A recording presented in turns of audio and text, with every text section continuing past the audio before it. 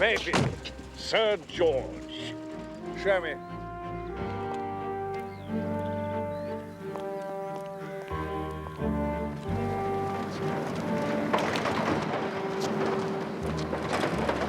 Better be good. Downside too good for His Majesty's government, if you ask me. You expect too much the Defense Committee may feel.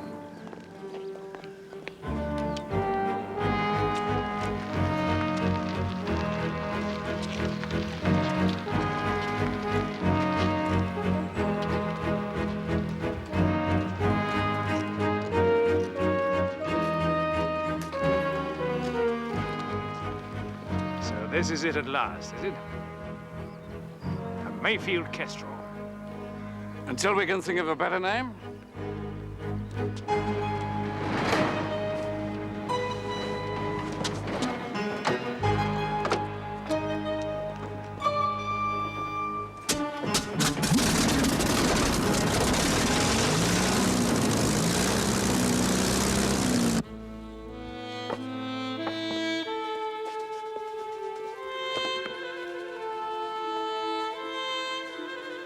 Petroleum jelly, Hastings.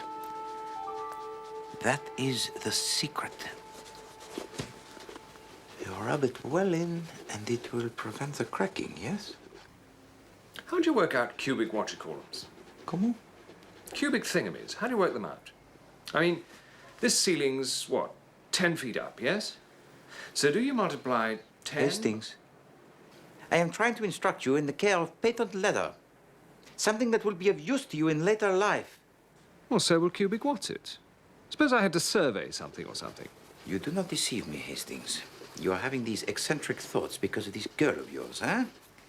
The student of architecture. Well, we never seem to have anything to talk about. I tried reading a book about Bernini. She's very keen on Bernini. I couldn't make head or tail of it. No, Hastings. Women do not wish to talk about Bernini and cubic thingamies. I don't know that she wants to talk about anything. She's never in when I call round to see her. I end up having tea with her mother every day.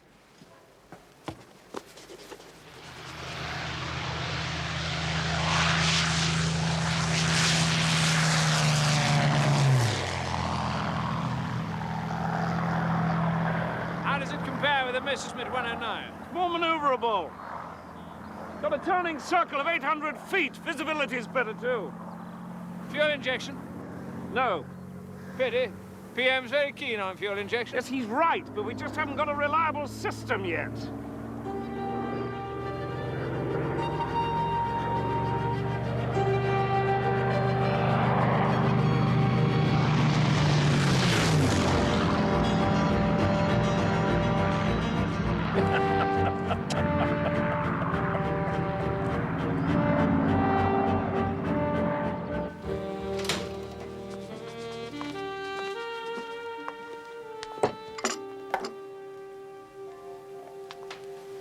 There's a lady keeps telephoning, Mr. Poirot.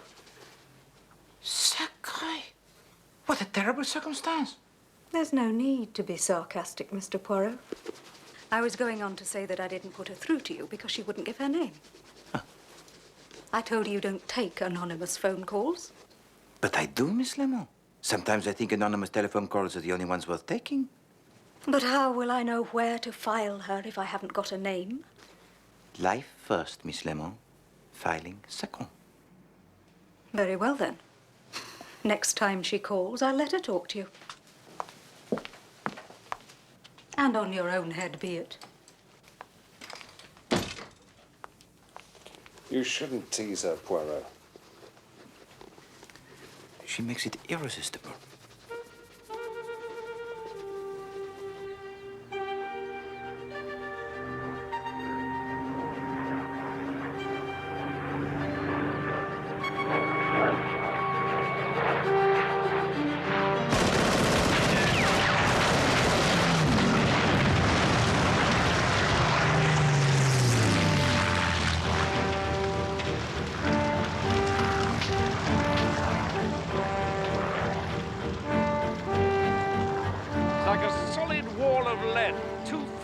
square, coming straight at you. The main spire must be tremendously strong to withstand the G-force of that turning circle. And the recoil from the guns. It's built up in layers, so the whole thing acts like a giant leaf spring. And we're still improving on it, too. But I can't go on pouring my own money into the Kestrel forever. You seem not to understand the position that the Defense Committee is in, Mayfield. They like you. Most of them are 100% behind you, but that Japanese business nearly brought the government down. One more scandal like that... There are no more scandals like that. You're saying they don't trust me. It's not a question of trust. Yes, it is. Very well, then. If they want me to prove to them that they can trust me, that's what I'll do. How do you mean? How will you do that? I've invited Mrs. Vanderlyn down for the weekend. Mrs. Vanderlyn? You mad? You've invited her down here? And before the weekend is out, I promise you I'll have hooked Mrs. Vanderlyn, reeled her in, and gaffed her. How? By using the plans of the Kestrel as a bait. You idiot! You can't go using top-secret papers like that. This is madness.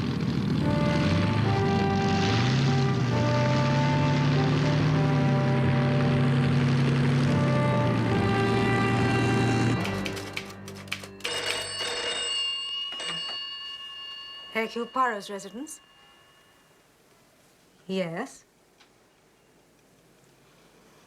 What name is it, please? Hold on one moment, please.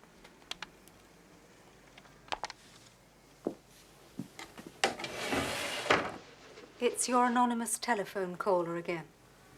She's calling herself Miss Smith this time, but it's her. Put her through, Miss Lemon. Yes, Mr. Poirot. Are you there? Mr. Poirot will speak to you now. Hello. Monsieur Poirot? Yes, Miss Smith. I need to meet you, Monsieur Poirot. This is a national emergency. No, I can't come there. Somewhere where nobody will know us. I'm sure that can be arranged, mademoiselle. Where do you suggest?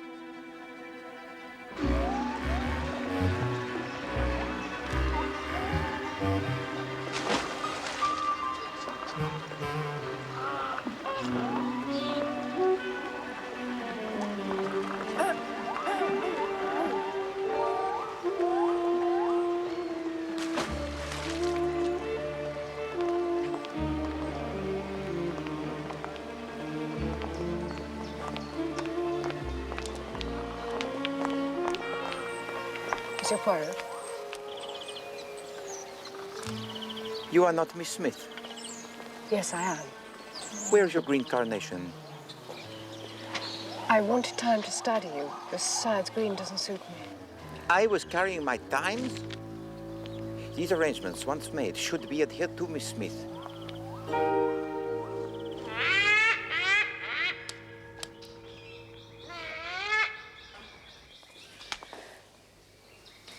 This is so difficult. My husband... Yes? My husband has invited a woman to stay this weekend at our house. No. Miss Smith, go no further. Poirot does not handle this type of work. No, you don't understand. This is a dangerous woman. I know that a man as distinguished in his field as you are wouldn't handle sordid domestic cases. There's more at stake here. I see. My name is not really Miss Smith. I am astounded. My name is Mayfield, Lady Margaret Mayfield. And who is Lord Mayfield? There isn't one. I'm only Mrs. Mayfield, really. But my father was an earl. And who is this dangerous woman you talk about? Mrs. Joanna Vanderlyn. Mrs. Vanderlyn is rumoured to have pro-German sympathies. There was a scandal 2 years ago with the young Marquis of Lowestoft. He shot himself. Yes, I remember. Mrs. Vanderlyn was involved? Yes. It was thought that he passed on to her certain secret information. I did not know that. It was kept hushed up as much as possible.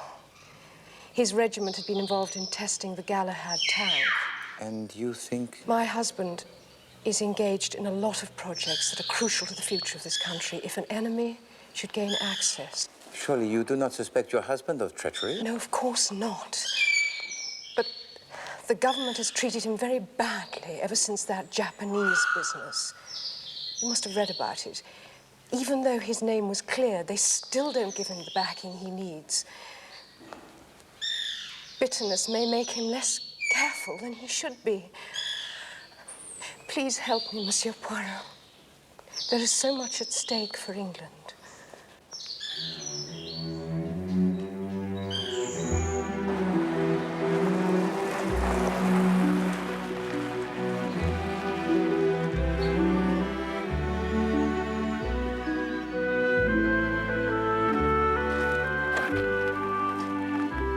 Lady Carrington. Hello, Dawson. Where is everybody? On the lower terrace, Lady Carrington. We can only put our trust in the League of Nations, pray for peace. Isn't that a rather peculiar thing for an arms manufacturer to do, sir? What is it Beverly Nichols calls you? Merchants of death? Mr. Mayfield is an armaments manufacturer, Reggie, because this particular game can only be played from strength. Oh. Quite right, Sir George. Oh, sorry, Dad. Didn't realize it was all a game. Where has the fabled Mrs. Vanderlyn got to, I wonder? Haven't the foggiest. She arrived hours ago. You've met her before? Not since I was a child. Please. Yeah, she's the daughter of H.K. Griffin. Man used to be American ambassador over here. Apparently, we all have to be very nice to the Americans these days. Ready for when the war starts. Huh? Mother's finally arrived. All these exciting people. I wasn't warned it was going to be a rout. Isabel, I'm so glad you could come. I'm just sorry I'm so unforgivably late. Will I be completely de trop if I don't change? You'll be the talk of Steeple Oh, Bumstead. God, I wouldn't want that. Good journey, darling. Lovely, George. The A11 is particularly enthralling at this time of year. Hello, Tommy. May I introduce Monsieur Hercule Poirot? How nice to meet you. Foreign, yes? You'll soon pick up our little ways. Talking of which... Oh, how English. How very, very English. We've got some very American dry martinis mixed, if you'd like one. Oh, that would be wonderful.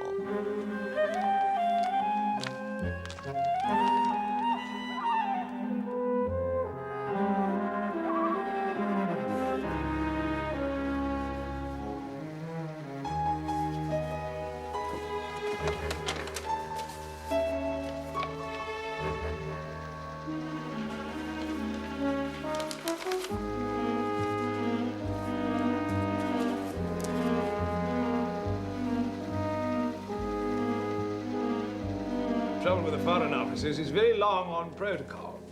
And whether the Prime Minister of Timbuktu should take precedence over the King of Ungo Bongo. And very short on what Winnie describes as intestinal fortitude. I'm sure that's not true of your Foreign Secretary. Oh, and I must bow to your superior knowledge, Mrs. Vanderlyn.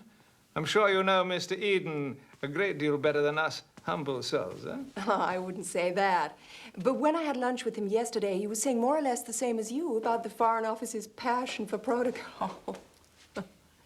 No, thank you.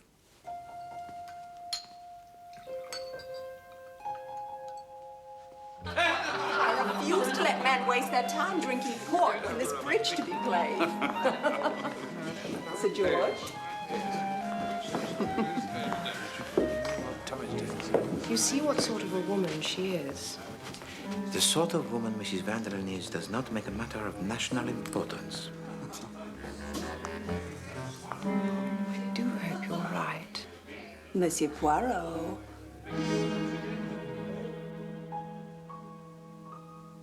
Actually, the whole European situation's rather like a bridge game at the moment. On the one hand, we have the diminutive Führer. On the other hand, Signor Mussolini, the bullfrog of the Pontine marshes. In the end, they'll both need taking down a peg or two. And what about the Emperor Hirohito, sir?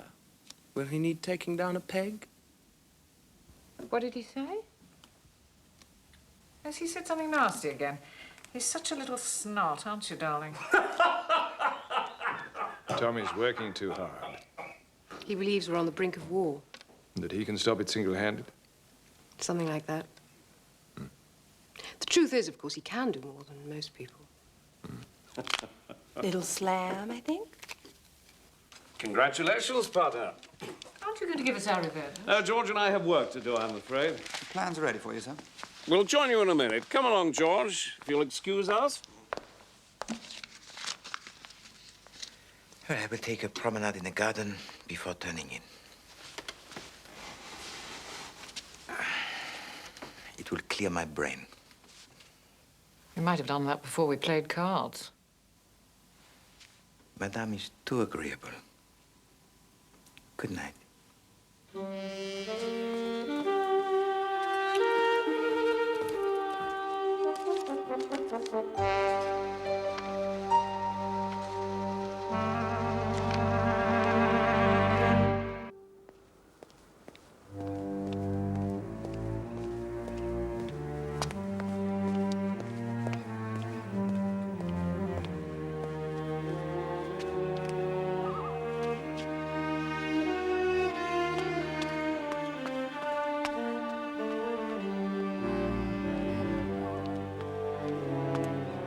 There you are, my friend.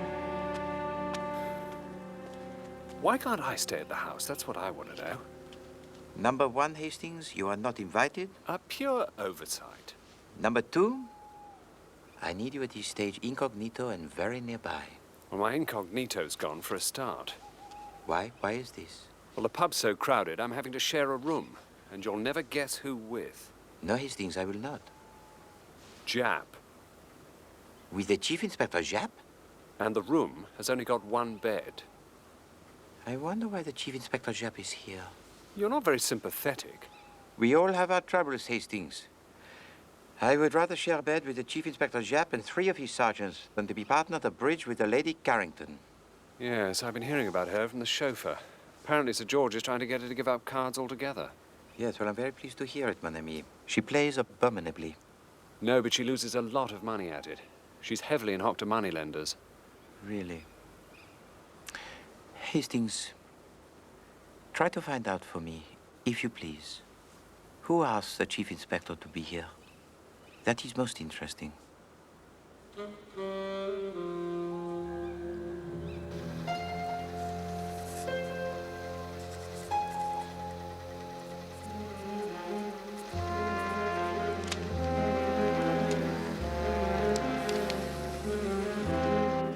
Night, Monty.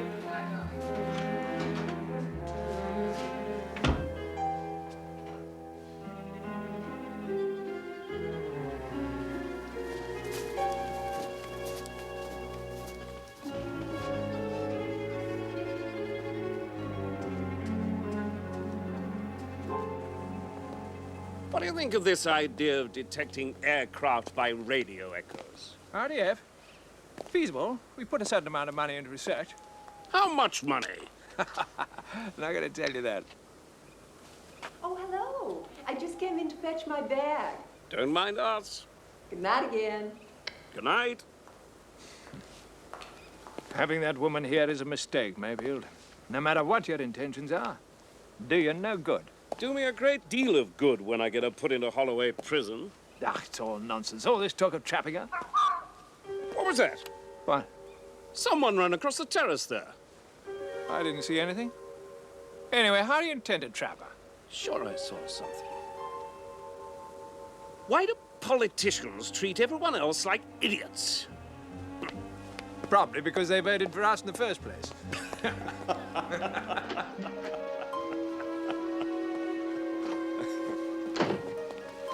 I've laid everything out on the desk, sir.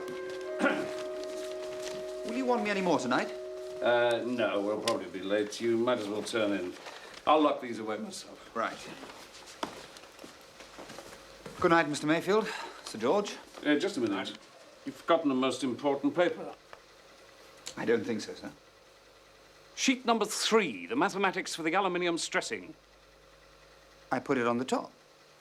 Well, it isn't here.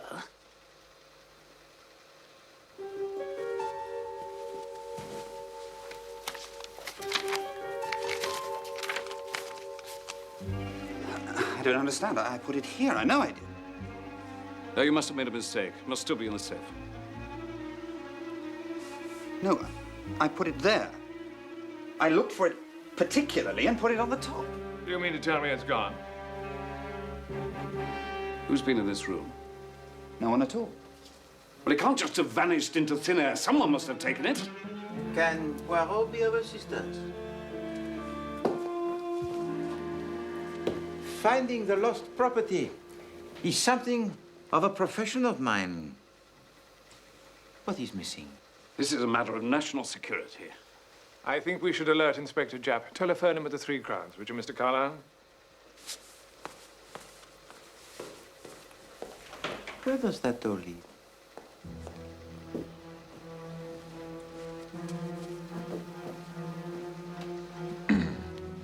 Well done. This wasn't meant to happen. But it was, you said. Not like this. She's turned the tables on us. Oh, my God, I knew it. I knew it. I told you not to play with fire. What am I going to tell the peer? Nothing for the moment. We mustn't panic. I'm damned if that woman's going to get away with it.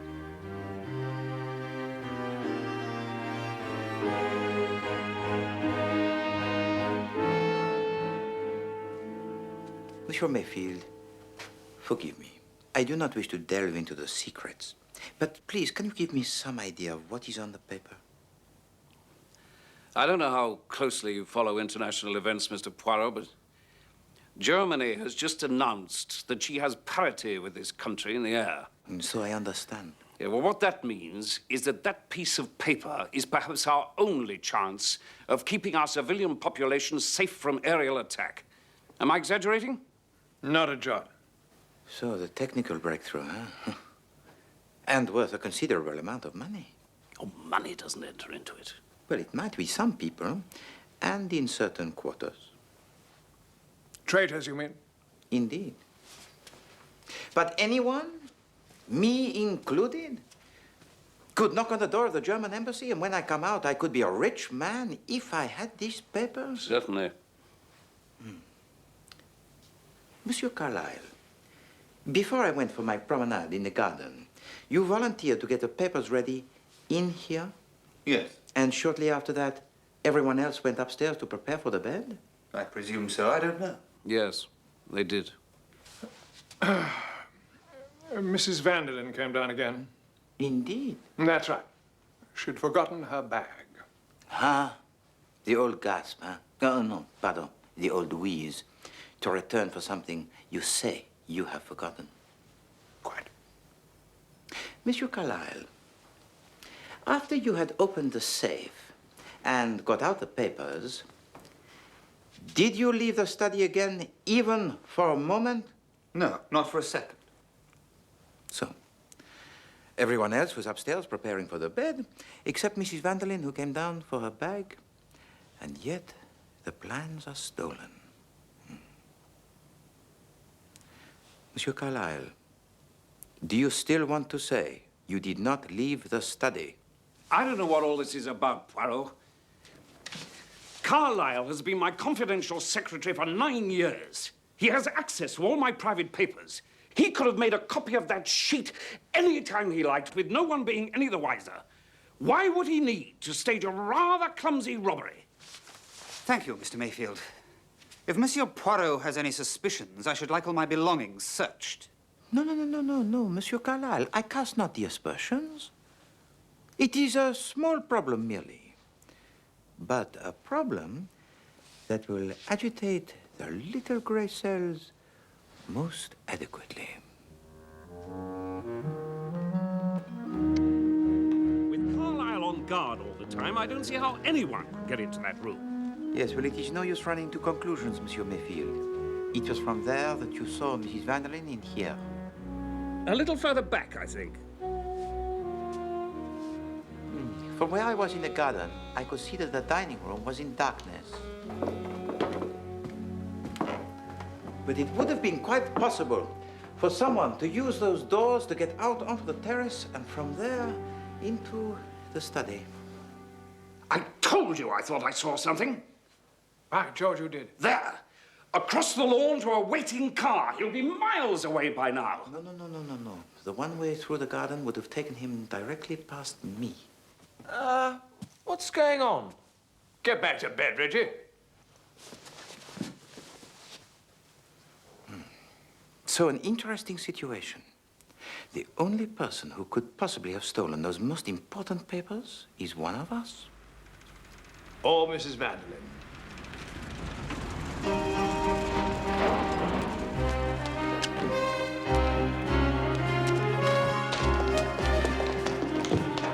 Mr. Mayfield, Sir George, Poirot, what's all this then about a theft? A very important secret paper has been stolen from my study, Chief Inspector. Right, lads, fan out. Whittaker, take the north end of the house. Dobson, the upstairs landing. Beales, the servants' quarters. It is not perhaps as simple as that, mon ami. Whoever stole this paper will not leave it lying around where we will find it. Leave this to the professionals, Poirot. Missing documents are an everyday occurrence to my lads. I'll bet. And who might you be? His son. Thought I told you to go to bed. Sorry, Chief Inspector. It's all perfectly simple, really. You see, we know who stole those papers. Indeed. George, I don't A guest think we in should... this house, a Mrs. Vanderlyn. Really? Oh, well... So I suggest we get straight up there and... Pardon me for asking, sir, but how precisely do we know this Mrs. Vanderlyn. Can't go into details now. A matter of national security. All you've got to do... George, I don't know that this is the right idea. Sorry, Mayfield. I know it's your house and all that sort of thing, but it's my pigeon now. Come on, chap.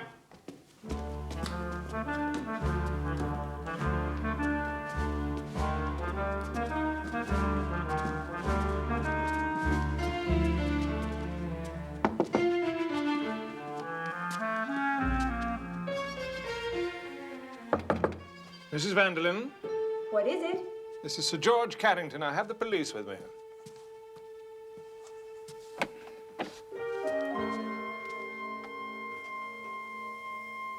What do you want?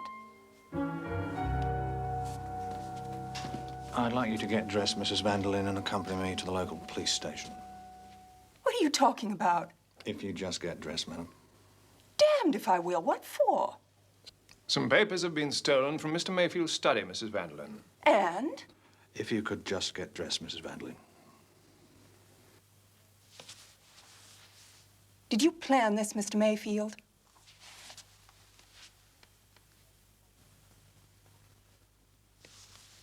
I'll get dressed.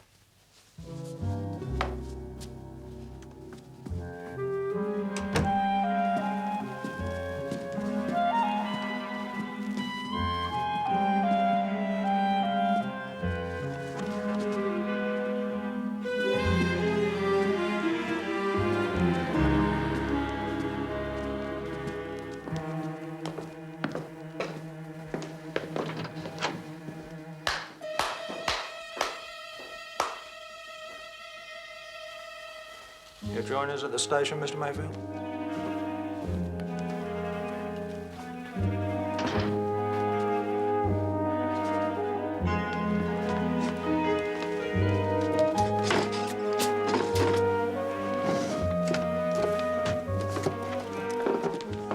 Must be here. Must be.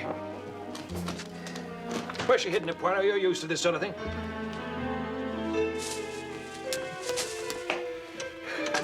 She's got it with her, that's what it is. They'll find it when they search her.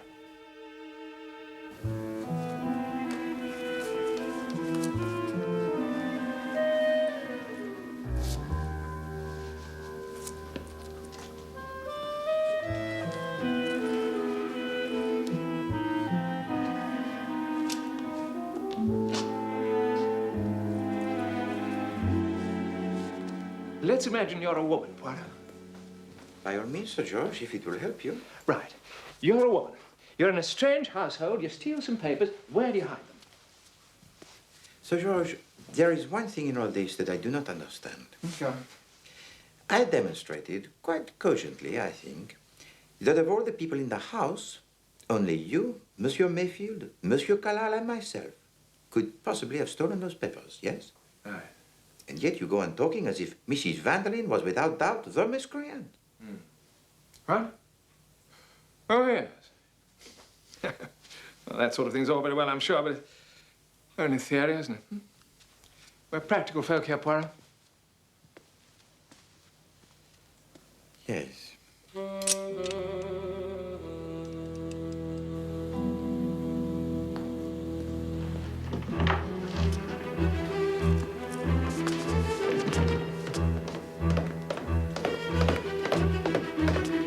Nothing, sir.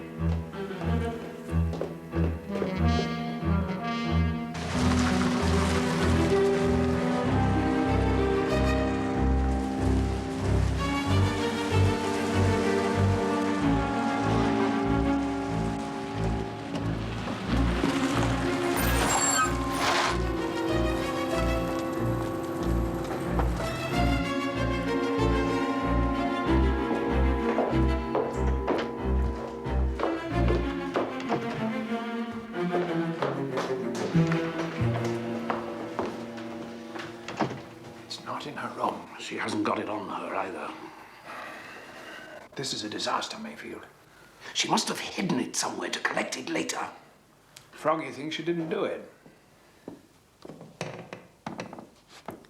Froggy knows she didn't do it.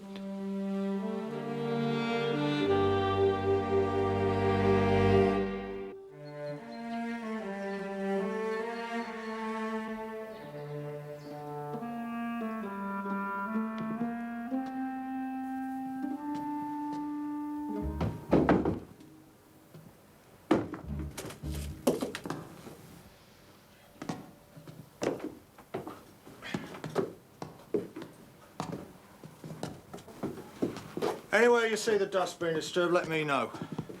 Just one sheet of paper we're looking for, remember? Could be anywhere.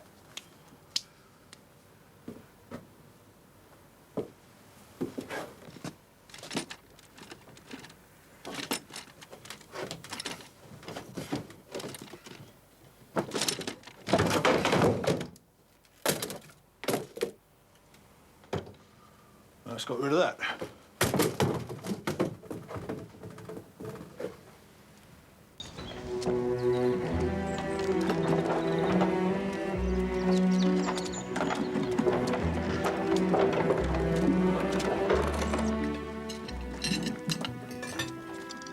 Poirot, my dear fellow, I promise you, you've never had anything like it. You know those boots he wears? Bang. The other one, crash. When he finally gets into bed, it's worse. Worse? He talks in his sleep. Now I've got you, young fella, my lad. Jab of the yard, strikes again. I thought I'd go mad. Every time I manage to drop off, he starts shouting. Stand back, lads, he's got a blancmange. Some of the things he was saying were enough to make a cat laugh. I can't take much more of it, Poirot. I've been through 3 days of a Jerry barrage. Where is he now? Gone back up to the house. Oh, by the way, I found out who asked him down. It was Sir George. Not Monsieur Mayfield. Apparently not. Bon. Just as I thought. What happened about Mrs. Vanderlyn? Oh, she's leaving this morning in a great huff, yes? In fact, the whole house is quite deserted. Lady Carrington and Reggie left after breakfast. Hastings, I want to ask you something. Ask away. Last night at dinner, one of the guests said something to Monsieur Mayfield about Japan. What is it about Japan, Hastings? Well, this is a few years back, when the Japs took it into their head to invade Manchuria.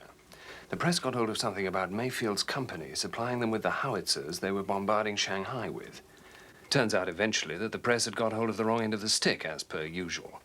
But by that time, there'd been questions in Parliament and God knows what. And a lot of the mud stuck. Hastings, I must go back to the house. Well, give me half a second, I'll drive you. I want to change the plugs this morning anyway. I thought I'd do it up there. No. I need to walk. And to think.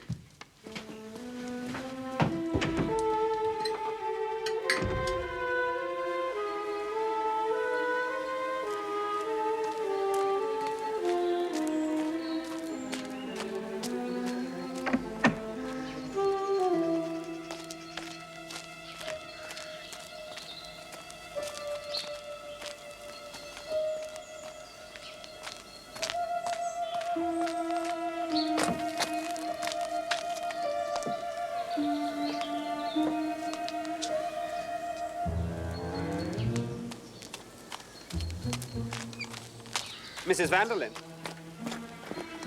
You left this behind. Thank you.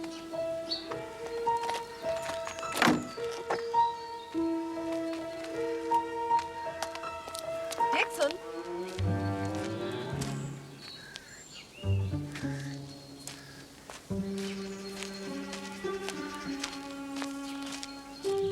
Post this for her, will you?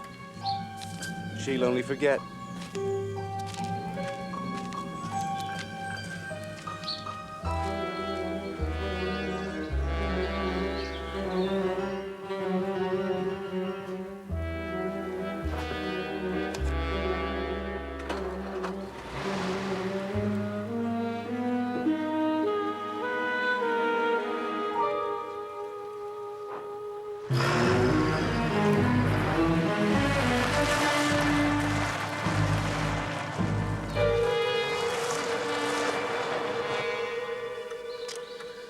Yeah, she's definitely running rich. Here, let's have a look at the carb.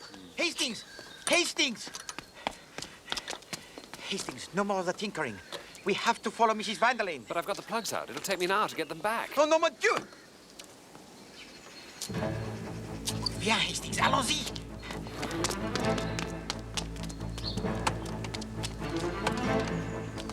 Hey!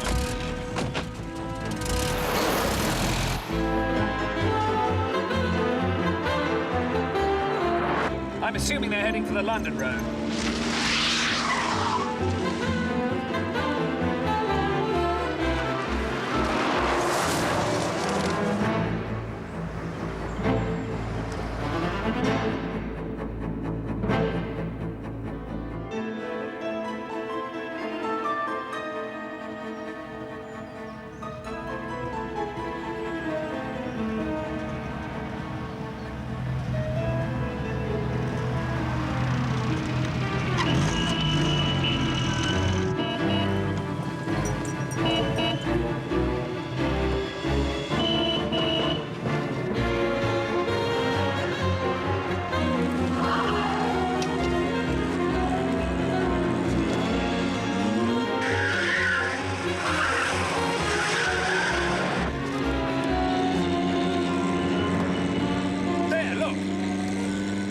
Don't let them see us, Hastings.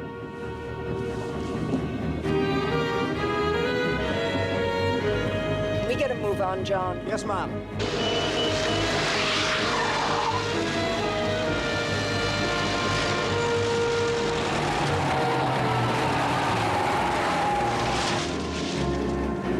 Damn! What is it? They should have turned left on the A11. Why is that, Hastings? Because that's the road to London.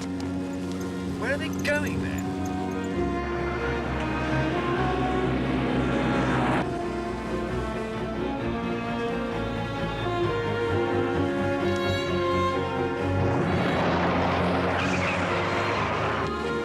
Get the map out of the pocket there.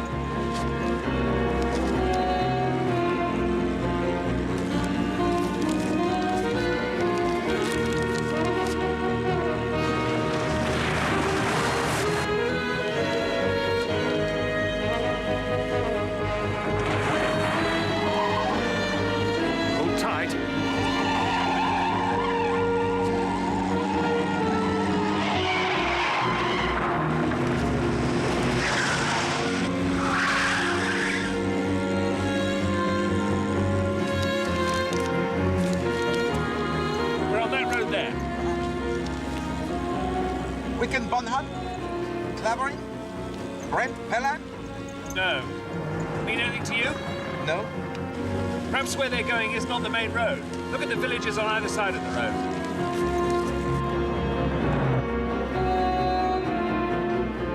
Hare Street? Buntingford? Wickling? Stocking Pelham? Throcking? No. The fellow I knew at the front had a place in Throcking. Right next door to the German ambassador's country house. Hastings. Oh, my God. Can we get there before them? We can have a damn good try.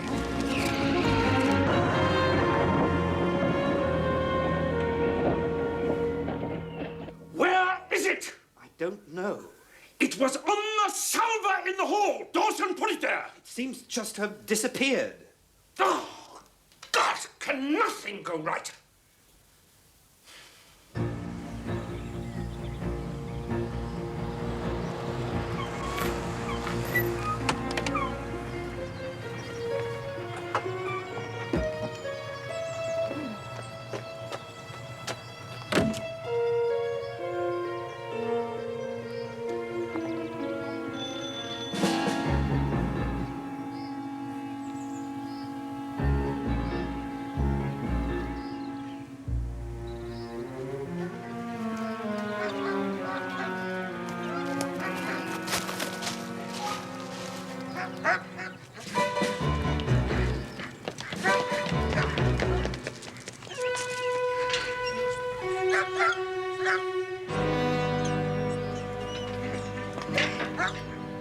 Good God, Poirot. Yes, Hastings. We have seen enough. Come, my friend.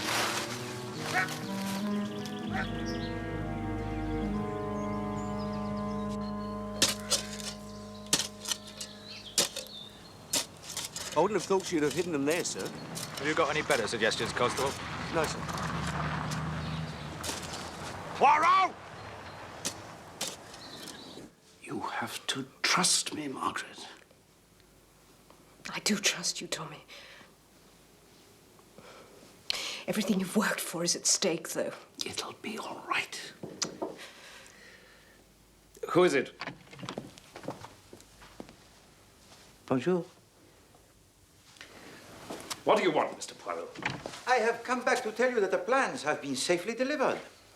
Delivered? To the German ambassador. I'm sure Herr von Eckensdorf was very pleased. Tommy, what are we going to do? Also, Lady Margaret, I found this from one of your guests. It needed to be posted. Give me that. I don't want to read it. The address is probably a little cigarette shop or a newsagent, Monsieur Mayfield, huh? From which you can collect it at your leisure.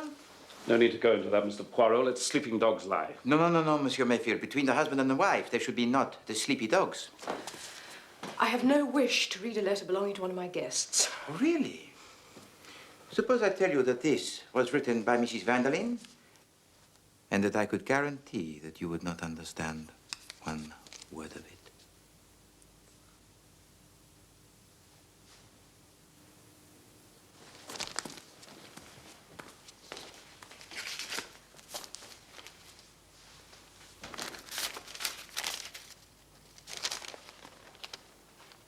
They're in Chinese. Japanese. But Tom's signature's at the bottom.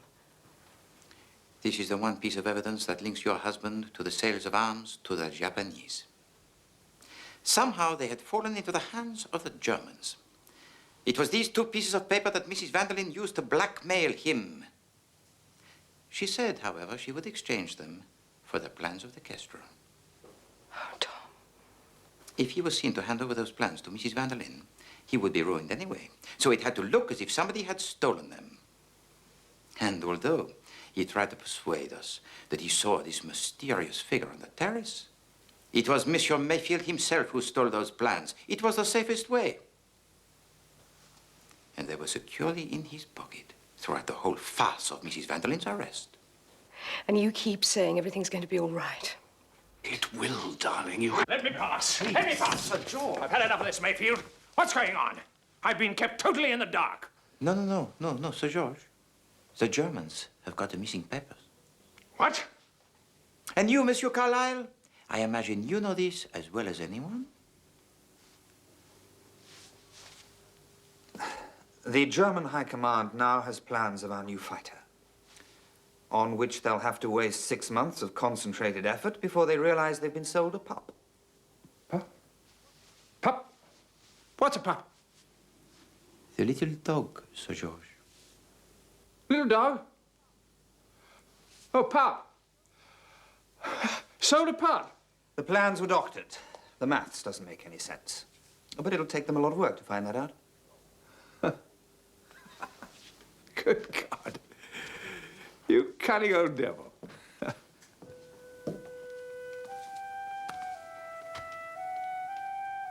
Tommy.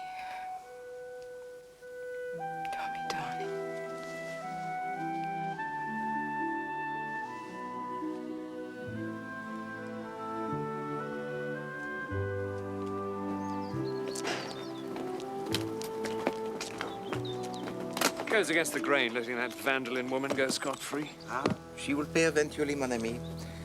For the moment, let her enjoy what she thinks is her triumph. If you ask me, it just shows the dangers of meeting anonymous women at the zoo. In you go, Jap. Well, Lady Margaret got what she wanted anyway.